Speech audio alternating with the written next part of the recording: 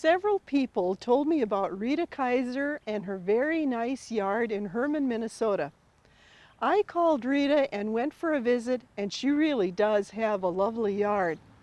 But then she had a young lady named Ella who was checking on her fairy garden while we were there visiting.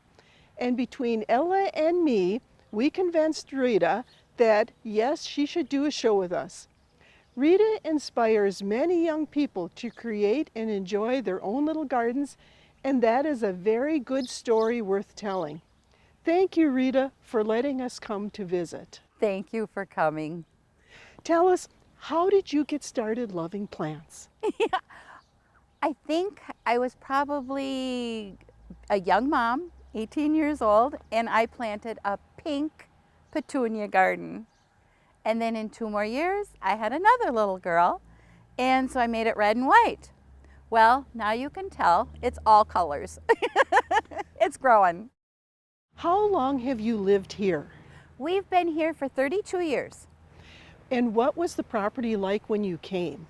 The property was, this side was ours, and a gentleman owned this side. The only thing that separated us, and the only flower on the whole place, was a huge lilac row. The whole row was lilacs. How did you get started building your beds? Yeah, that was the fun part. When the lilacs were gone, the gentleman next door had asked us if we would like to purchase his property. Why, sure, because we always had a yard full of children, always. And so we needed a bigger yard. Well, went the lilacs, and I said to my son Scotty one day, I said, Scotty, will you go get Mom some dirt? What? And I said, I need to make a flower garden. And so he got rocks and rocks, and he just kept bringing in more rocks. And I went out that evening and he goes, do you like it? And I looked. I said, I love it. What is it, Mom? I said, I don't know, Scotty, what is it? It's a Nike swish. Nike was real popular. And so this is my Nike swish garden. Well then, did he help with filling it up with plants too, or did you design that, or how did that come about? I think that was kind of mine. He was done with the dirt and the rock. That's where he ended. He did the hard work then. He did. Then, did you start some of the plants yourself? Did you buy them? How did it get to be so beautiful?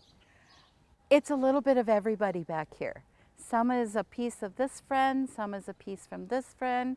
Some friends have said, I have some beautiful lilies. Would you like them? I said, yes. And so it's just growing.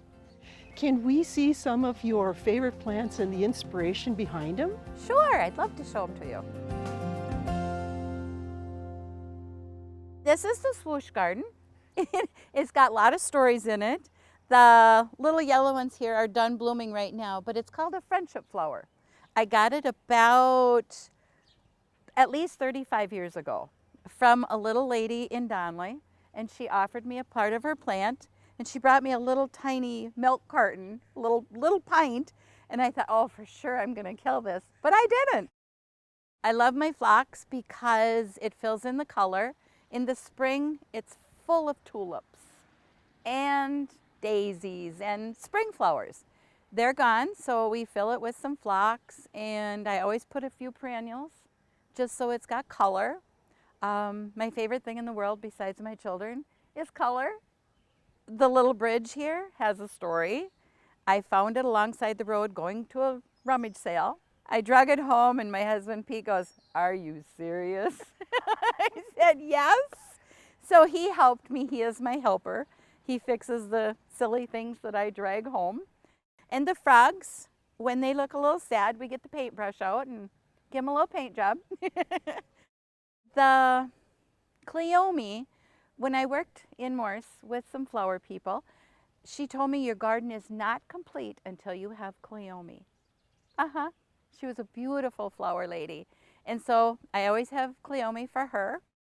We go with all the seasons. We start, of course, with tulips and then the sedum will start blooming, and the mums pop through, and we just love color.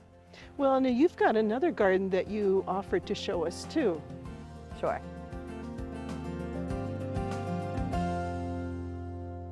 This is my heart-shaped garden, and it is a memorial garden in memory of a friend. She loved daisies, and so I had lots of daisies, but she had a lot of health problems, and so when their times were tough, I'd clip a rose that I had up at the house, and I'd bring it to her, and we'd have a good time with the rose. And I said to her one day, I said, Bevy, when you're gone, I'm going to build you a whole rose garden. And then I realized what my mouth just said. And I said, I'm so sorry. And she laughed and she said, that's okay. She said, I love it. I got something to look forward to. So I came home, got my spade, dug out a heart shape, and she got to enjoy her garden for many years. Then you must have moved your roses here to this bed too. I did. Where do you get all of the gazing globes? A little here and there, some garage sale, some have been Mother's Day presents, a little bit of all.